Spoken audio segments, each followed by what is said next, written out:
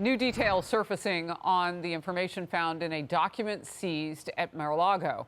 The Washington Post is reporting the file included knowledge on foreign military defenses, including nuclear capabilities. And the Post says the FBI agents who discovered the documents were well below clearance to access that material.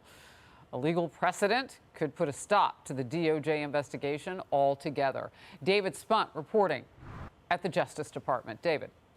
Hi, Harris. The Post reporting that former President Donald Trump had in his possession a document that described the nuclear capabilities of a foreign nation, an unnamed mystery foreign nation. According to the Post, those documents now back in the hands of the federal government, the Department of Justice. The Post also reporting that some top secret documents taken from Mar-a-Lago have information so sensitive that only the president, members of his cabinet, and a few others were allowed to read those documents. A Trump attorney, Christopher Kise, in a statement to Fox News this morning said, quote, unfortunately, even after the court noted specifically in its order that President Trump, quote, faces an unquantifiable potential harm by way of improper disclosure of sensitive information to the public, and asked counsel for the United States directly about leaks. Those leaks continue with no respect for the process nor any regard for the real truth. This does not serve well the interests of justice.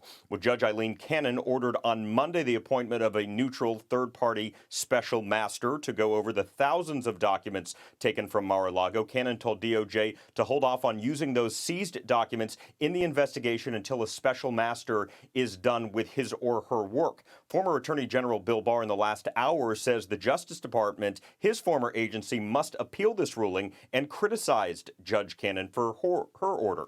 Listen. She didn't address the only question that's in dispute, which is, can the former president have standing to say that the investigators don't even get to look at the documents, the classified documents that he wrongfully had at Mar-a-Lago?